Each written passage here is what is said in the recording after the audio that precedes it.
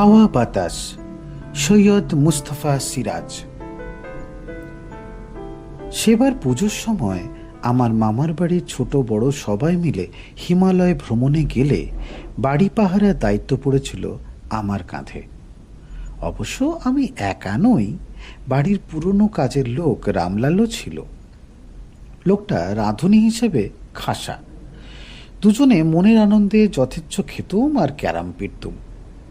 শুধু রাতের বেলাটা, সে কথাই বলতে এক গল্প। বাড়িটা শহরতলির একতলায়, একেবারে শুনশান নির্জন, আর গাছপালা, পুকুর ডোবাও প্রচুর। মনেই হবে না শহরের নাকের ডগায় এমন পাড়া গিয়ে থাকতে পারে। তাছাড়া খুব পুরনো আমলের বাড়ি, চারিদিকে বাগান, পুকুর, একটা বাঁশবন পর্যন্ত। রামলালের বয়স হলেও শরীরখানা এখনো জোয়ানের মতন তাগড়াই বোঝা যায়। একসময় রীতিমতন ব্যায়াম বের ছিল। আর এখন মানুষ কাছে থাকলে পরিবেশ যাই হোক, কোনো রকম ভয় ভাবনা থাকার কথা নয়। চোর ডাকাতের সামনে রামলাল গোঁফে তা দিয়ে দাঁড়ালেই লেজ তুলে পাড়ি যেতে পথ পাবে না। হ্যাঁ, প্রথম দিন সে কথাই মনে হয়েছিল, কিন্তু সন্ধ্যার মুখে বাইরের গেট বন্ধ করে দিলে যখন রামলাল আমাকে ডেকে বলল, হ্যাঁ দাদাবাবু, আপনি একটু দাঁড়ান, এখানে আমার ডর বাজছে, তখনই আঁচ করলুম লোকটাকে যতটা সাহসী ভেবেছিলাম ততটা হয়তো নয়।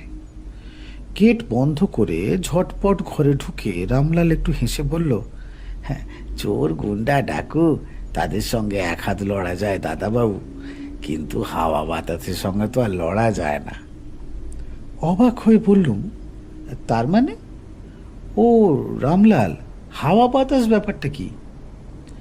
রামলাল চোখ টিপে বলল, সে আছে কর্তাবাবু, যতক্ষণ বাড়িতে থাকেন ততক্ষণ কোনো ঝামেলা হয় না। রাত বিরেতে উনি বাড়ি না থাকলে ব্যাটা পেয়ে বসে। কেমন অস্বস্তি হলো ওর কথা শুনে।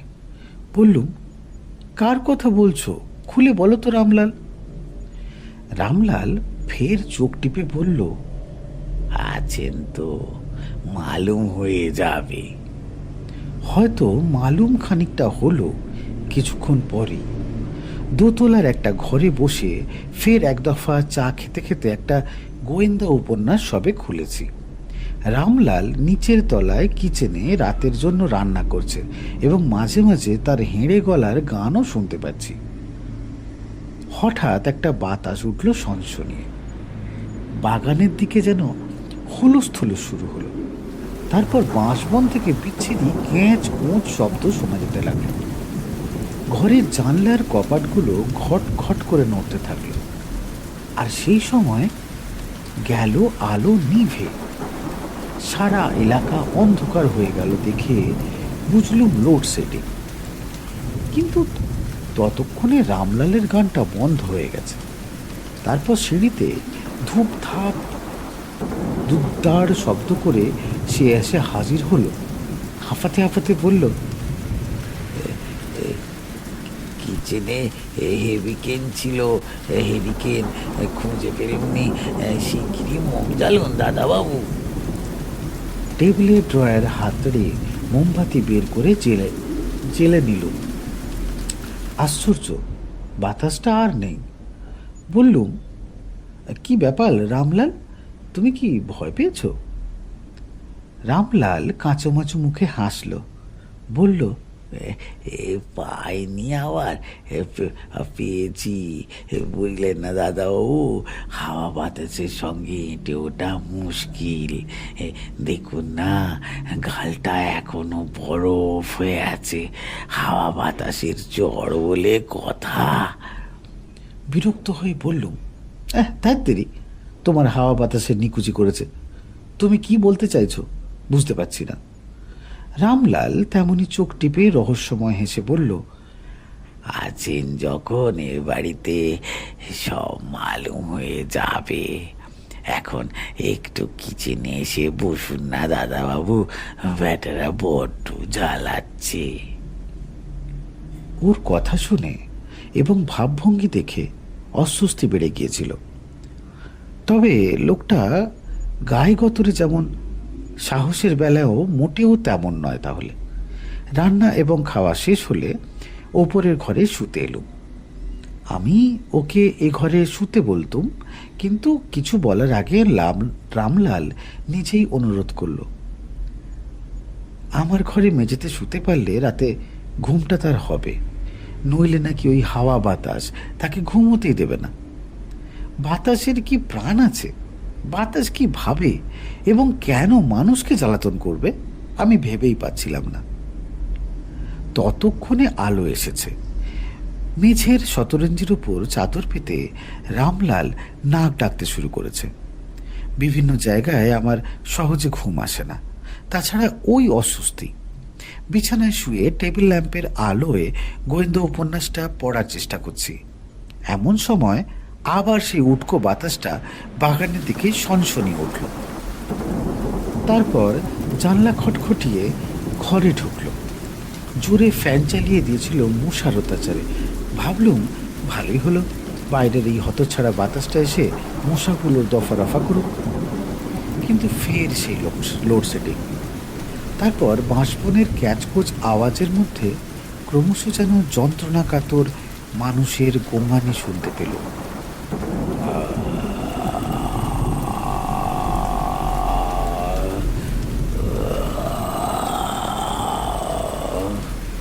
প্রচণ্ড যন্ত্রণায় কোকে কোকে কাঁদছে। আমার গায়ে কাঁটা দিল। এই কখনো কানের ভুল নয়। তাছাড়া ঘরের ভেতর বাতাসটা দাপিয়ে বেড়াচ্ছে। চারিদিকে বাইরে এবং ভেতরে প্রচণ্ড হুলুস থুলুস চলছে। আমি কাঠ হয়ে পড়ে রইল। উঠে জানলাটা বন্ধ করার সাহসও হলো না। তারপর আচমকা নিচের তলায় প্রচণ্ড শব্দে কি একটা পড়ে গেল। শুনল পড়ার শব্দে বিকট ঝনঝন শব্দ। বুঝি প্রচণ্ড একটা কাঁচ ভেঙে গড়িয়ে গেল। আর চুপ করে থাকতে পারলাম না। ডাকলু, রামলাল, এই রামলাল, ওঠো, শিগগিরই ওঠো তো। অবাক হয়ে দেখি রামলাল কখন জেগে গেছে। সে ভারী গলায় বলল, চুপসে শুয়ে থাকুন দাদা বাবু, ও কিছু না। উঠে দাঁড়িয়ে বলল, কি বলছো তুমি? নিশ্চয়ই নিচে কোনো ঘরের জানলা খুলে গেছে, ছবি টবি ভেঙে গেছে হয়তো।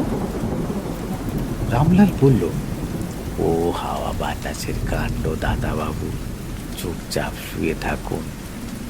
খাপ্পা হয়ে বলল, নিকুচি করেছে তোমার হাওয়া বাতাসের। মামাবাবু এসে যদি দেখেন এভাবে আমরা বাড়ি পাহারা দিয়েছি, তোমারও চাকরি যাবে, আমিও মুখ দেখাতে পারবো না। ওঠো, চলো দিকে কি ভাঙলো।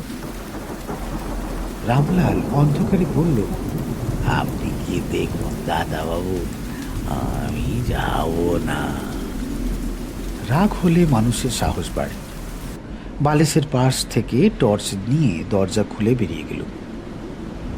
সিঁড়ি দিয়ে নামবার সময় টের পেলুম বাতাসটা হঠাৎ থেমে গেছে। বাতাস বলা আর উচিত হবে না, একে ঝড়ই বলা ভালো। শরৎকালে এমন ক্ষণিক ঝড় ভারী অদ্ভুত বটে। বছরের এ সময়টা ঝড়ের সঙ্গে বৃষ্টিও হয় এবং তা এক নাগাড়ে কয়েক দিন থাকে। কিন্তু এই আচমকা ঝড়ের স্থায়িত্ব মাত্র কয়েক মিনিট। তাছাড়া এক ফোঁটা বৃষ্টি নেই। আকাশ সারাদিন প্রায় নির্বেগ ছিল, রাতেও তাই। আকাশ ভরা তারা ঝকঝক করেছে দেখেছি। নিচের তলায় পৌঁছে মনে পড়ল, যা, চাবির গোছাটা আনতে ভুলে গেছি। মামাবাবু সব চাবির ডুপ্লিকেট দিয়ে গেছেন, বলে গেছেন প্রতিদিন সব ঘর যেন রামলালকে দিয়ে পরিষ্কার করিয়ে নিই।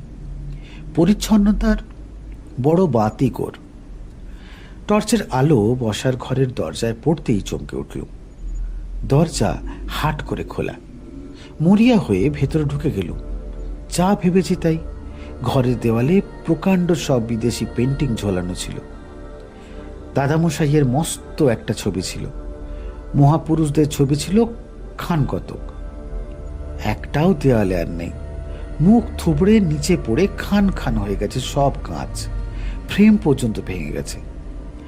আরো অদ্ভুত ব্যাপার, সারা ঘরে যেন হুলুস থুলুস লড়াই করে গেছে কারা। সোফাটা উল্টে পড়ে আছে, ডিভানটা কাত হয়ে রয়েছে, বইয়ের দুটো আলমারি টানাটানি করে স্থানচ্যুত করেছে কারা। হতভম্ব হয়ে দাঁড়িয়ে গেছি ব্যাপারটা দেখে। অবশ্য আঙুল টর্চের বোতাম থেকে সরে যেতেই অন্ধকার ঘিরে ফেলল এবং তখন সচেতন হয়ে আবার বোতাম টিপল। উজ্জ্বল এক ঝলক আলো কোণের দিকে গিয়ে পড়ল। সঙ্গে সঙ্গে আমার হৃৎপিণ্ডে রক্ত ঝলকে উঠল, সারা শরীর হিম হয়ে গেল যেন। কোণের মেঝে ও দেয়ালের চাপ চাপ টাটকা রক্ত জল জল করছে। আর এক মুহূর্ত দাঁড়াবার বা ব্যাপারটা ভালো করে দেখার সাহস হলো না। তক্ষুনি ঘুরে কাঁপতে কাঁপতে এবং টলতে টলতে প্রায় দৌড়ে চললুম। সিঁড়িতে আছড়ে পড়ে টর্চটা গেল বিগড়ে। চেঁচিয়ে উঠলাম, রামলাল, রামলাল!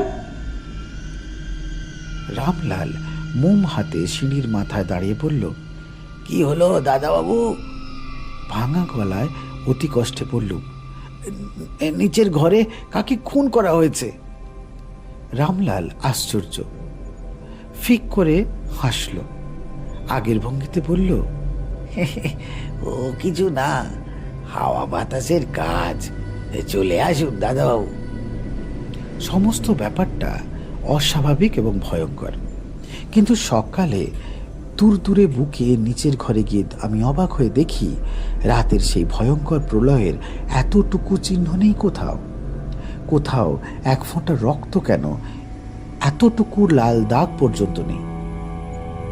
তাহলে কি ব্যাপারটা নিছক দুঃস্বপ্ন? মোটেও না। একই স্বপ্ন দুজনে তো একসঙ্গে দেখা অসম্ভব। তাছাড়া রামলাল বলল, কর্তাবাবু বাড়ি না থাকলে এমনটা হয়। বাড়ির ছোট বড় সবাই তো জানে, তাই রাতের ঘটনা নিয়ে আমার মতন কেউ মাথা খারাপ করে না। শরতের উজ্জ্বল রোদে বাড়ি এবং পরিবেশ কি সুন্দর আর নির্দোষ দেখাচ্ছিল। অবিশ্বাস্য মনে হচ্ছিল রাতের ঘটনাটা। হাওয়া নেই, কেমন একটা গুমোট ভাব। বিকেল অবধি রামলালের সঙ্গে সেই বসার ঘরে ক্যারাম খেললুম। তারপর রোদ কমে আসার সঙ্গে সঙ্গে অস্বস্তি জেগে উঠল।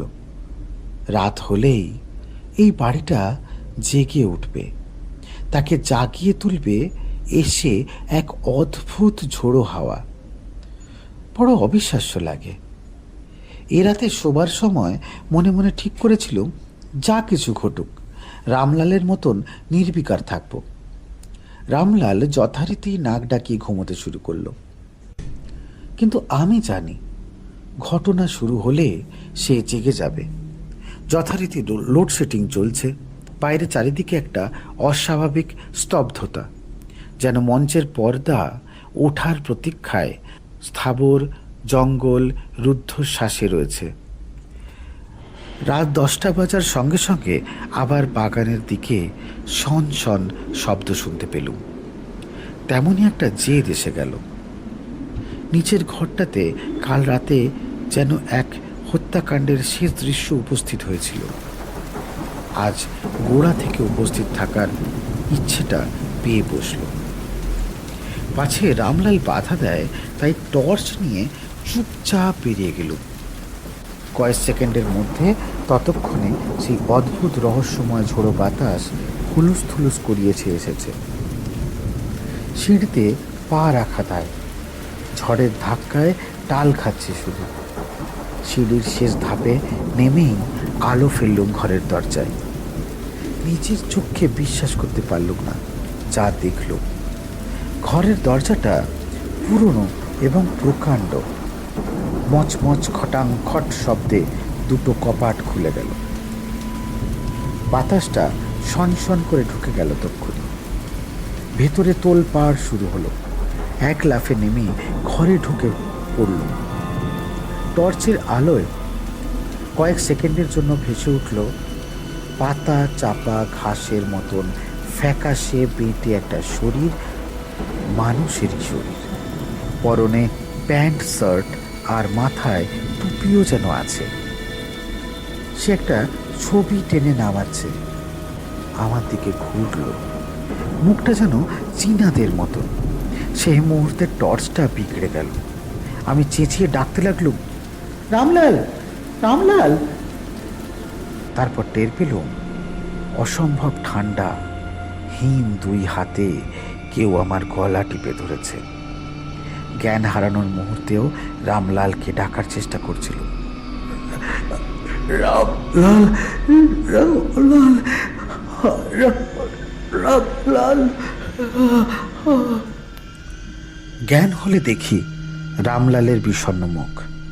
সে আসতে বলল, শরীর ঠিক হয়েছে তো দাদাবাবু? প্রথমে ঘড়ি দেখে নিল, 12:25 বাজে। ঘরে উজ্জ্বল আলো, বিদ্যুৎ এসে গেছে। শরীর খুব ক্লান্ত, গলায় সেই ঠান্ডা স্পর্শটা এখনো লেগে আছে।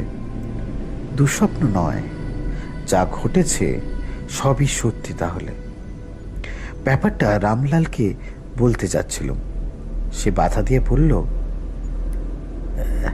চুপসে নিন্দ কান দাদাবাবু, বুঝলেন তো হাওয়া বাতাসের ব্যাপারটা কি? এ বাড়ি কর্তামশাই কেনার পর প্রথম আমি খুব লড়ার চেষ্টা করেছিল, পারিনি। তবে কর্তামশাইও এ বাড়িতে আর থাকতে চান না, বলে গেছেন ফিরে এসে বেচে দেবেন। বললুম, নিচের ঘরে একজন চীনা আমার গলা টিপে ধরেছিল। রামলাল বলল, চীনা নয় দাদাবাবু, জাপানি। শুনেছি ব্রিটিশ আমলে জাপানের সঙ্গে লড়াই বাঁধলে লোকটা নিজের পেটে ছোরা মেরে আত্মহত্যা করেছিল। এই বাড়িটা ছিল তারই। তবে ব্রিটিশ সোলজাররা এসে লাশটা এই বাঁশবনে ফেলে দিয়েছিল। তখনও নাকি ধরে প্রাণ ছিল। এখনো রাত বিরেতে বাঁশবনে শুয়ে কাঁদে। চমকে উঠে বললুম, তাহলে সেই রক্তই দেখেছি। হাড়কিরির রক্ত। হাই তুলে রামলাল বলল, ছেড়ে দিন, আপনাকে বলেছিলাম না দাদাবাবু, এইসব নিয়ে মাথা ঘামাবেন না।